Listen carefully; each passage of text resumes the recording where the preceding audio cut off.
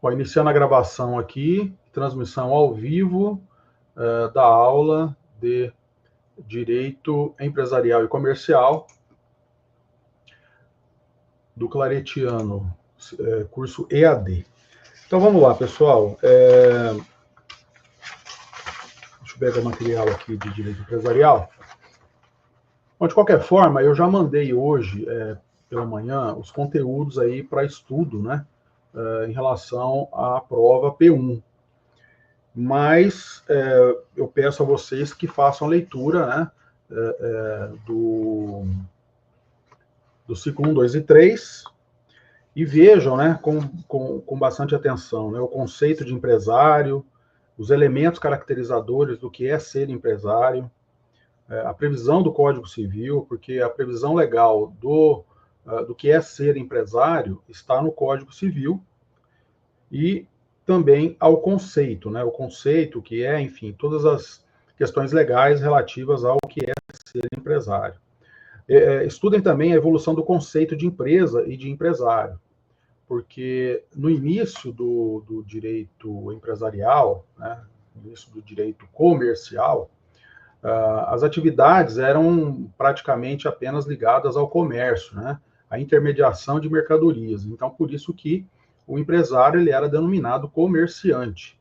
Então, o comerciante era aquele que praticava mercancia por meio de compra e venda, troca de mercadorias e com a finalidade de obtenção de lucro, né? Então, a obtenção de lucro ela está diretamente inserida no contexto da atividade comercial e agora atividade empresarial, ok? Então, nós estamos vivendo um momento em que o direito que era denominado comercial passou a denominar-se apenas e simplesmente direito empresarial. Mas, de qualquer forma, o Claretiano manteve essa denominação de direito empresarial e comercial até para que aqueles que ainda não se amoldaram definitivamente, né, a essa denominação apenas de direito empresarial, se identifiquem, né, com a disciplina. Então, a disciplina ela tem a finalidade de mostrar para vocês a dinâmica, né, do que é ser empresário, mas dentro do aspecto da legalidade, da legislação atual. Né? Então, dentro do escopo aí da evolução do conceito de empresa e empresário, vocês vão entender, né, evidentemente, a diferença. E como nós evoluímos do ponto de vista da mercancia apenas, que era uma atividade apenas de troca e compra e venda de mercadorias mediante obtenção de lucro, até os dias atuais em que a atividade empresarial ela se tornou muito mais complexa, ela se tornou muito mais dinâmica e se tornou também muito mais multifacetada. Então, hoje nós temos, dentro do conceito de empresário, a prestação de serviços, nós temos atividades bancárias, atividades de seguros, né, a indústria, atividades financeiras. Então, o empresário é todo aquele que está inserido dentro desse contexto, não apenas do comércio, mas sim de toda e qualquer atividade que tenha finalidade de lucro.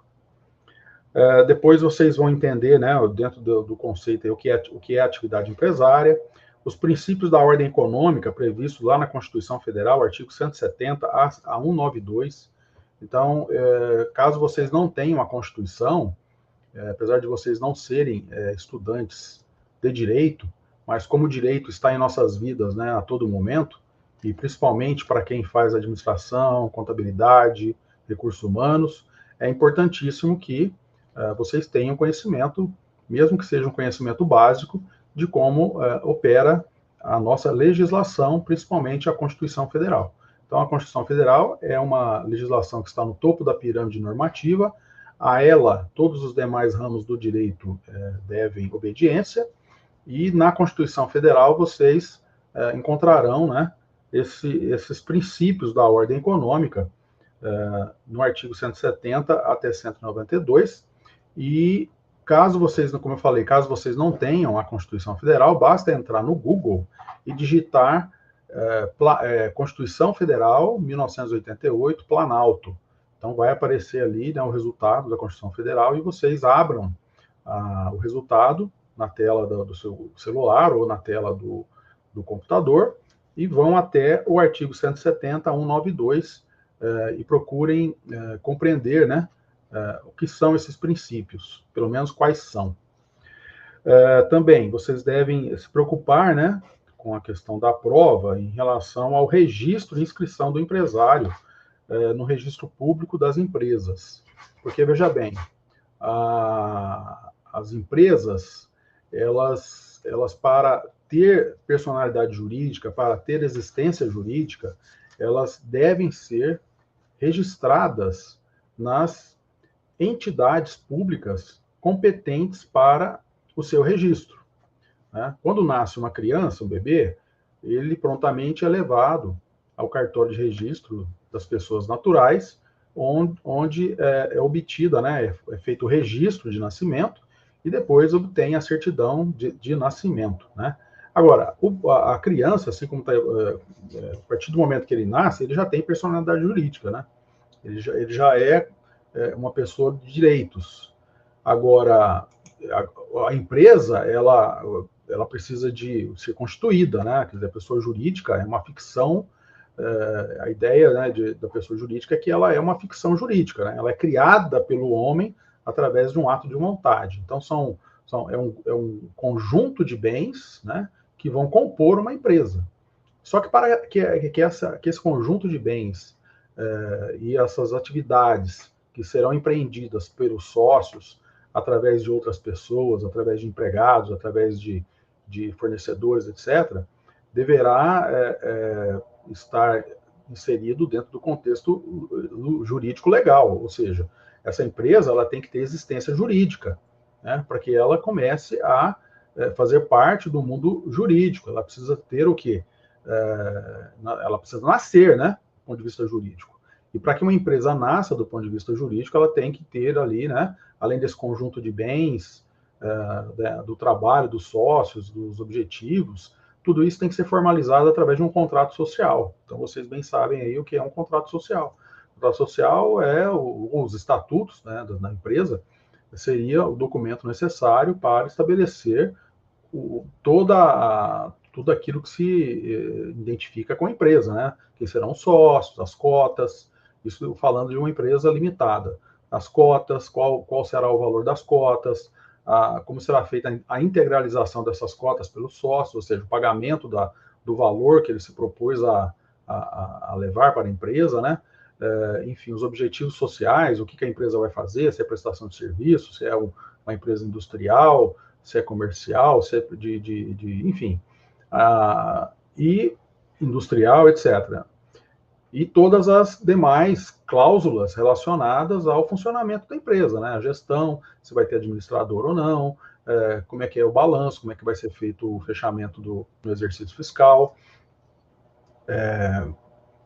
no caso, previsão, no caso de ocorrer a morte ou saída de algum sócio, né? Então, a empresa vai estabelecer ali, né, no contrato social, todas as cláusulas inerentes à estrutura operacional e social da empresa. Posteriormente, esse documento será assinado pelos sócios e levado, né, para registro no órgão competente, né? Então, qual é o órgão competente onde será feito o nascimento, o registro do nascimento dessa empresa? É na junta comercial. Então, se a empresa ela tem natureza comercial, industrial, prestação de serviço, etc., ela será registrada na junta comercial do estado, onde ela está localizada. A partir do momento que é feito o registro, essa empresa passa a ter o quê? Existência jurídica, né? Então, a partir do momento que ela nasce do ponto de vista jurídico, ela tem que adotar depois as demais exigências legais.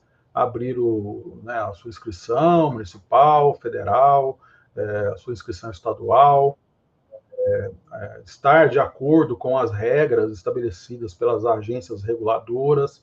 É uma empresa que fabrica produto que envolve a saúde humana, né? Então, a depender, né, ela terá que ter registro em algum órgão regulador, né? Se for, por exemplo, uma empresa industrial, né, às vezes, dependendo se ela produzir, né, algum tipo de poluente, ela vai ter que adotar também medidas do ponto de vista ambiental. Então, são todas as medidas legais exigidas para o escopo daquela empresa, né? Feito isso, a empresa passa a ter existência jurídica, né? E depois da autorização de todos os órgãos públicos, ela passa a funcionar, né? Passa a operar e dentro daquilo que foi estabelecido no contrato social. Então, isso aí está relacionado a esse registro, inscrição do empresário no registro público de empresas mercantis, né? Agora, se a empresa ela é uma empresa composta de profissionais, então ela será inscrita no órgão de representação, né, daquela atividade. Então, a OAB, né? A OAB ela é o órgão, né? Ela é uma instituição que tem a finalidade de registrar, né, os estatutos dos escritórios de advocacia, né? Ou então das sociedades unipessoais, que também há a possibilidade de abrir uma sociedade unipessoal do ponto de vista da advocacia, né? As demais atividades, por exemplo, médicos, contadores, também terão que haver o registro aí no órgão, né, nas entidades competentes. Então é isso que vocês têm que observar, né? A questão da inscrição profissional desses trabalhadores, desses profissionais, e ver as diferenças, né? Qual a diferença entre eles.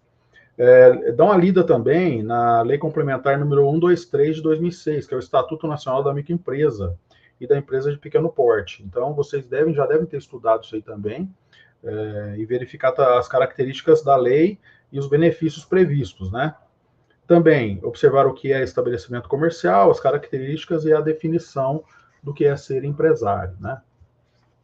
Bom, de qualquer forma, eu acho importantíssimo, né, que para vocês entenderem, compreenderem de forma mais abrangente o mundo do direito, né, é importante que vocês também façam um estudo da forma como foi planejado aí, né, o MDO, né? Então nós temos ali princípios e base, vamos dizer assim, um estudo básico do direito civil, né? Então vamos dar uma olhadinha aqui. Bom, de qualquer forma, antes da gente entrar aqui no MDO para dar mais explicações, eu gostaria de saber, né? Agora voltei aqui para a tela do Google Meet, saber se vocês têm alguma dúvida, se querem perguntar alguma coisa. Pode ser aí pelo chat ou então pelo microfone. Caso o microfone esteja funcionando, pode mandar pergunta aí pelo chat, ok?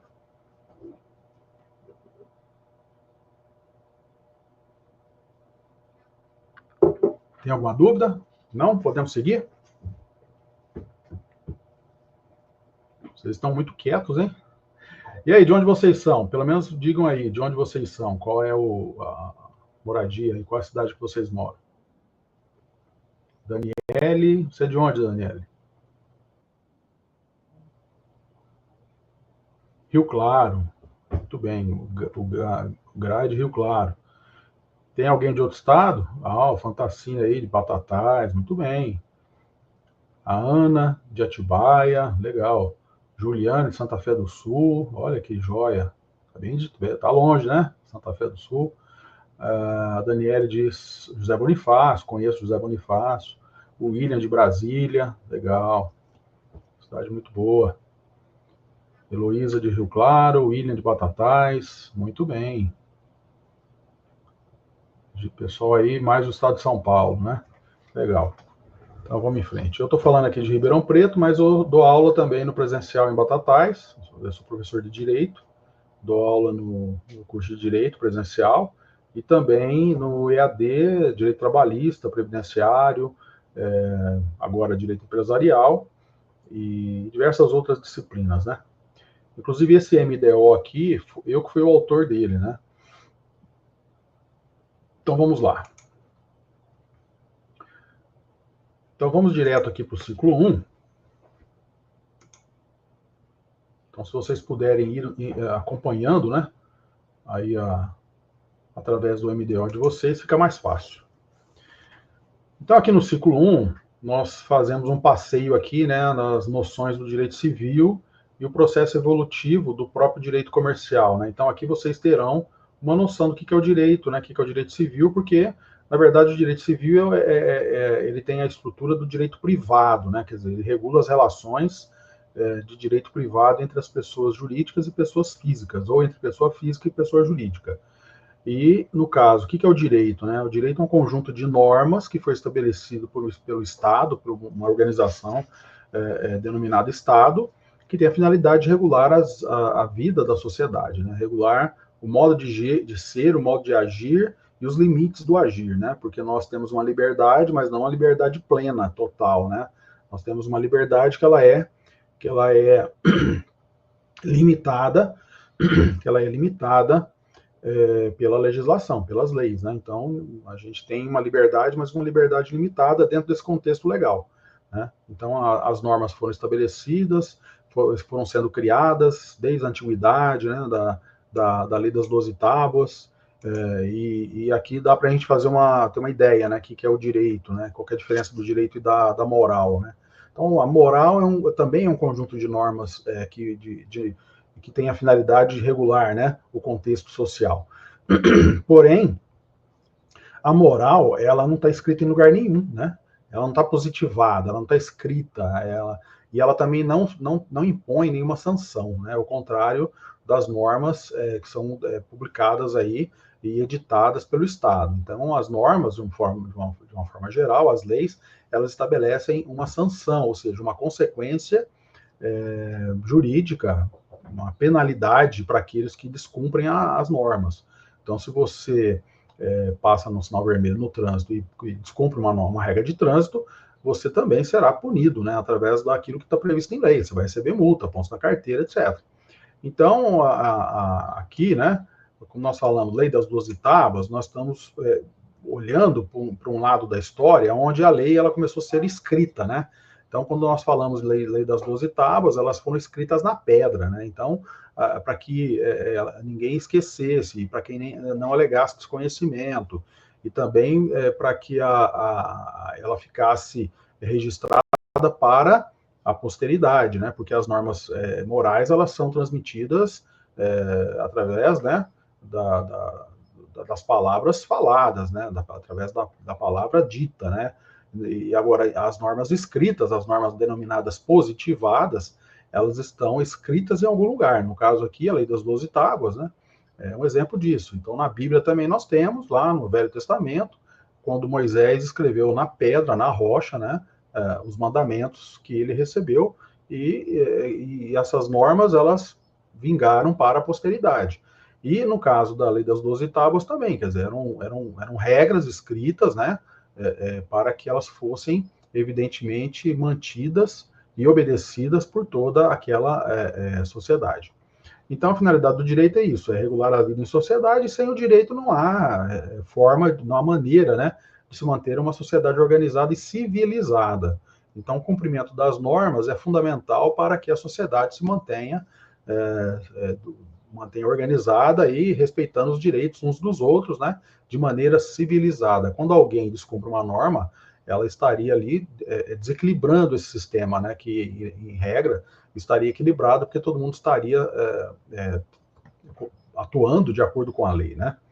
Então, aqui nós temos aí a natureza, a definição das normas, né? Então, vocês vão ler aqui o que é a lei, a origem, a hierarquia. Então, aqui nós temos no topo da pirâmide a Constituição Federal, que é a norma máxima, aquela que nós devemos obediência, e que todo corpo jurídico, todo corpo legal abaixo da Constituição deve obediência a ela, né? Então, aqui, depois, abaixo da Constituição, nós temos emendas constitucionais, né? Logicamente que elas vão inserir também o contexto da Constituição depois da aprovação, mas também nós temos os tratados, depois leis complementares, leis ordinárias e todo um conjunto de normas que estão aí, né, dentro de uma hierarquia, como se fosse uma hierarquia, a exemplo da hierarquia militar, né? Então, sempre quem está embaixo deve obediência para quem está mais acima, né? Então, é assim que funciona a hierarquia das normas. Então, o contexto do direito empresarial, do direito comercial, e também está inserido dentro do Código Civil, né, uma lei ordinária. Aqui nós já temos a introdução ao direito empresarial, o seu processo histórico evolutivo, como é que era. Então, é importante vocês lerem isso aqui, né, fazerem um resumo, fazerem os apontamentos. Aqui as fontes, né, do direito empresarial, Nós tínhamos o direito empresarial, o direito comercial, ele estava previsto apenas no Código Comercial, né? O Código Comercial, ele ainda existe, né? Mas a parte inicial do Código Comercial de 1850, ele foi revogado pelo Código Civil de 2002. Então, parte do Código Comercial foi inserido dentro do Código Civil de 2002. E agora nós estamos passando por mais uma reforma no Código Civil, que também vai incorporar uma outra parte do Código Comercial, né? Bom, enfim, aqui são a parte inicial introdutória, né, do direito empresarial, que fala sobre essa questão do direito civil, do direito das fontes, etc. Aqui no ciclo 2, nós temos também uma outra, dando continuidade, né, de uma forma mais aprofundada. Vamos estudar aqui, né, a teoria geral da empresa. Então é importante que vocês deem uma lida aqui, né? Aí tem um estudo histórico também, por que se chama direito empresarial, a finalidade aqui está dizendo, né, o direito empresarial é um ramo do direito que se destina a regular as relações empresariais de modo geral. Então, esse aqui é a finalidade, né, do direito empresarial. Aí fala aqui também, né, por que ele se denominava direito comercial, fala do Código de Napoleão, né? E aqui no artigo 966 do Código Civil tem a definição do que é empresário. Considera-se empresário quem exerce profissionalmente atividade econômica organizada para a produção ou a circulação de bens ou serviços. Então, essa definição, ela foi, ela tem origem na Itália, né? Então, foi o Alberto Aschini, que é um jurista lá italiano, que criou a teoria da empresa, né? Que, em razão da evolução do mundo do direito, do próprio direito comercial e empresarial, ele entendeu que deveria haver, né, uma mudança, né, nessa denominação de direito comercial para direito empresarial. Então, é essa a finalidade dessa mudança, né? A teoria da empresa, a teoria do empresário. Bom, aqui nós temos 5 vídeos que nós entendemos que seria bastante interessante também que vocês vissem, né? Então, são vídeos aqui do site Saber Jurídico da TV Justiça. Então, a TV Justiça, a gestão dela é da União, né, do governo federal, e esse site Saber Jurídico disponibiliza diversos cursos sobre direito, né? Então, esse curso Saber Direito aqui fala sobre o comércio eletrônico. Então, são 5 aulas que eu entendo que são bem interessantes para vocês melhorarem aí e ampliarem, né, os conhecimentos. Tá? Então, temos várias normas aqui. Aqui nós temos a definição do que é estabelecimento empresarial e empresário, que também é muito didático, é bem fácil, né? Definição aí do que é empresário, né? A questão da sociedade limitada unipessoal, da sociedade empresária limitada, né, os requisitos para que a sociedade seja criada, né, o que é um preposto, né, o que são os auxiliares das atividades empresariais. É evidente que o empresário, ele não, pelo menos a grande maioria, não trabalha sozinho, né, ele necessita aí de trabalhadores, de empregados para o seu funcionamento, né. Aqui nós temos a definição do que é estabelecimento empresarial, né, que também está ali no Código Civil, artigo 1142, considera estabelecimento todo complexo de bens para exercício da empresa por empresário ou por sociedade empresária. Então, quer dizer, estabelecimento é aquele conjunto de bens, né, tudo aquilo que compõe a estrutura operacional da empresa, né? Então, isso aí é que é considerado estabelecimento. Bom, todo o conteúdo, né, foi baseado em obras de juristas de grande envergadura, como o Teotônio Negrão, né, como a Elizabeth Vido, né? Então tem vários autores aqui que foram utilizados para compor, né, todo o estudo aqui do direito empresarial. Então aqui nós falamos um pouco sobre direito de propriedade, patentes, marcas, nome empresarial,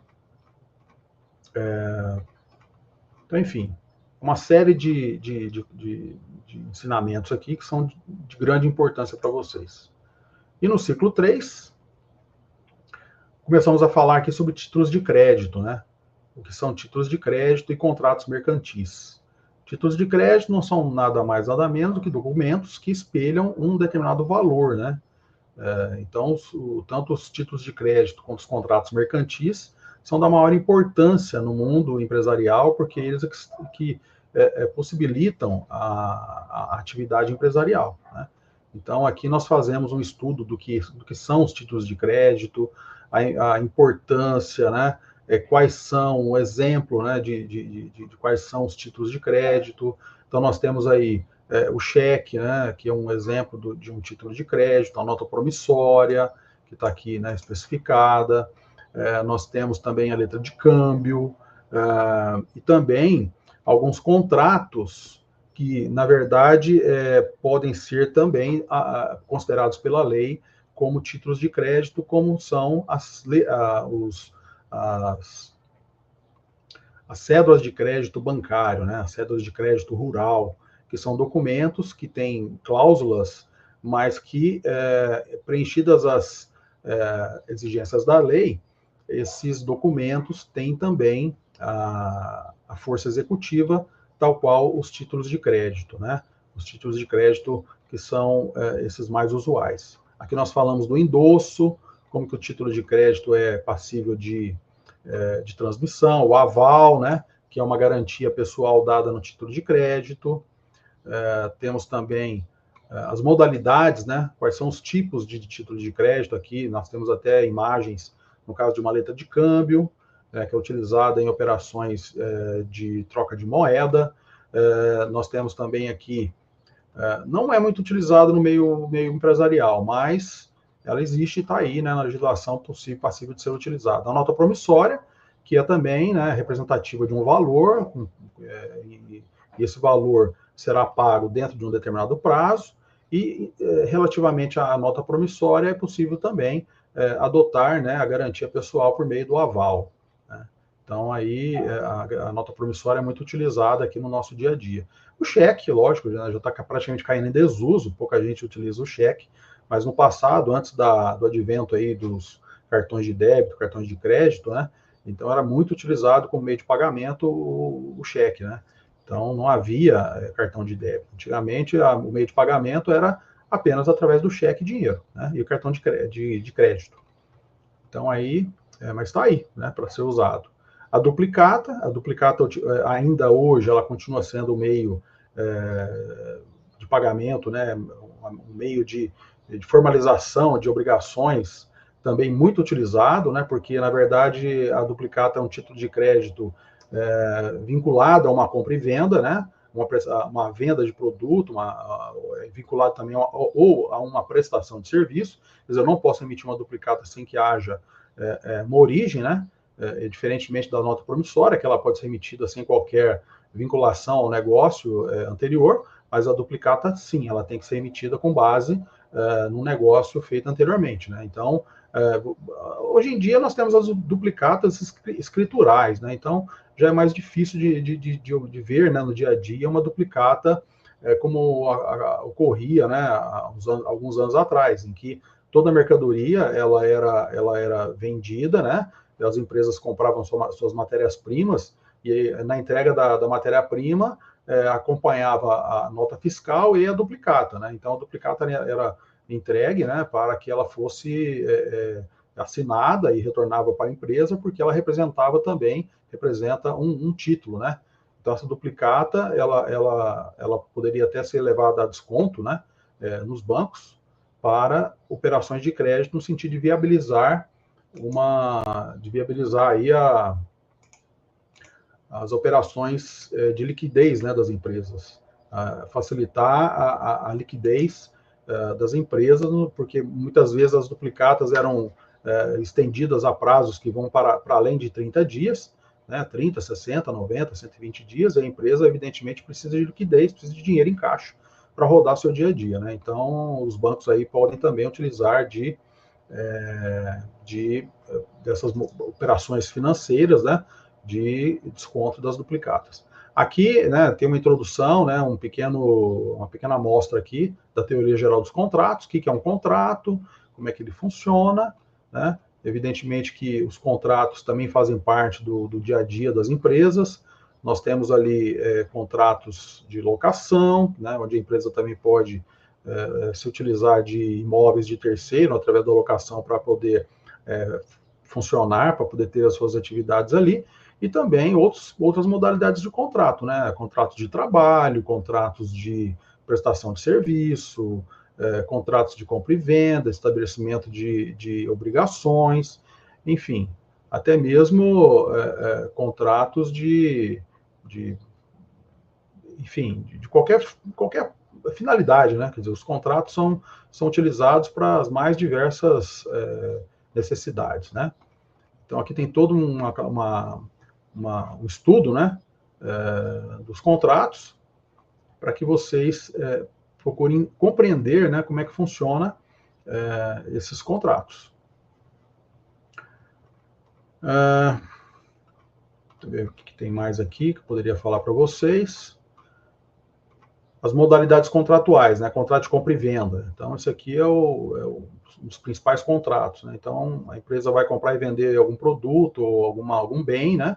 Então, ele pode se valer aí do contrato de compra e venda para formalizar a operação. Contratos de adesão, que são aqueles contratos formalizados por entidades como bancos, né? Como lojas, como empresas que se valem dessa modalidade contratual aqui, em que já tem as cláusulas pré-formatadas, né? É um contrato em que você praticamente não tem nenhuma forma de modificação das suas cláusulas. Você tem que aderir às cláusulas que estão ali no contrato. Então, a maioria dos contratos hoje que você faz, até, por exemplo, de crédito imobiliário, que você faz numa instituição financeira, você praticamente não tem muita margem para negociação, né? Então, é um contrato que já vem fechado, né? Então, você não tem como fazer a modificação das suas cláusulas. Então, por isso que ele é chamado contrato de adesão. Temos também aqui contratos de compra e venda, né, ou que envolve uma propriedade, mas que tem alienação fiduciária, cláusulas de alienação fiduciária, né? Então, alienação fiduciária também é uma forma de garantia em que quem empresta o dinheiro, ele se torna proprietário do bem, né? E quem se vale do dinheiro para comprar um imóvel, por exemplo, ele se torna também o possuidor direto, mas ele divide a propriedade com o banco, né? Então, na verdade, a propriedade ela é transferida fiduciariamente para o banco e ela se resolve com o pagamento. Então, por isso que é chamada de propriedade resolúvel, né? Então, ela se resolve quando? Resolve quando o pagamento é realizado, quando a obrigação ela é totalmente quitada, né? Então, aqui diz, né, a doutrina diz que a propriedade é resolúvel quando o título de aquisição, quer dizer, o contrato de compra e venda, está subordinado, ou seja, está dependente de uma condição que vai se resolver no futuro, né? Então, qual é essa condição que vai se resolver no futuro? É o pagamento. Então, você faz uma compra e venda de um apartamento, de uma casa, numa instituição financeira e vai pagar por um determinado tempo, então, aquela propriedade fiduciária, ela somente se modificará definitivamente nas mãos, né, no domínio de quem comprou, depois que houver o pagamento total. E aqui, né, a definição, né, do que é a propriedade fiduciária.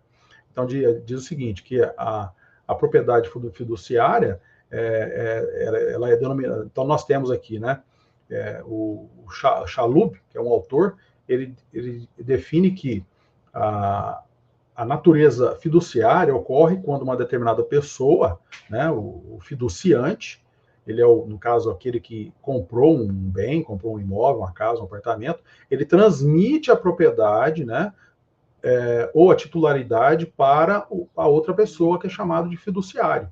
Isso obriga a uma determinada obrigação, né? No caso aí, é o pagamento do valor. Então, hoje em dia é muito utilizada, né, na compra e venda de imóveis, no financiamento imobiliário e também sempre foi, né, desde antes da legislação que estabelecia o financiamento imobiliário, também era possível o financiamento com alienação fiduciária para compra de veículos. Então, todo veículo hoje tirando aí com exceção do arrendamento mercantil, se o veículo foi adquirido mediante alienação fiduciária, ocorre um negócio com a mesma natureza jurídica, né? Então, o banco ele se torna o real proprietário e aquele que compra o veículo, ele se torna o possuidor direto, né? E a propriedade ela é resolúvel, ou seja, a propriedade ela somente será consolidada na mão do usuário, do comprador, depois que ele quitar, né, o pagamento total das parcelas.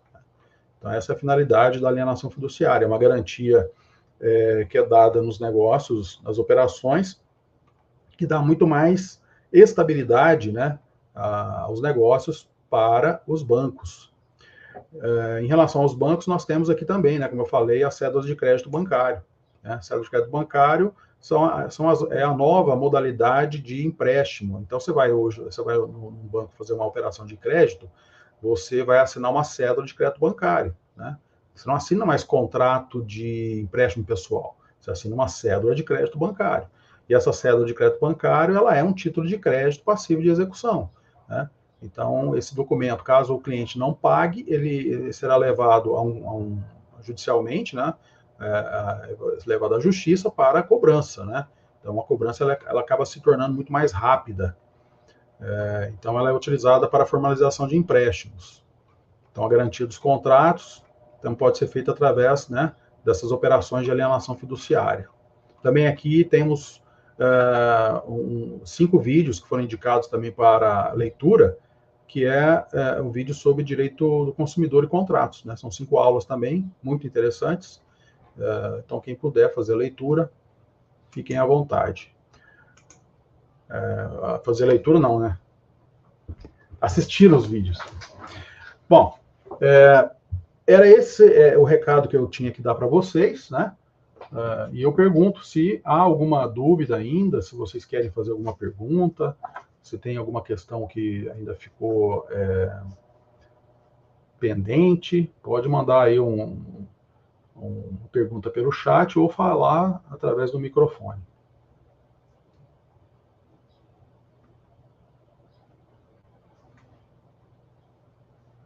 Tudo certo?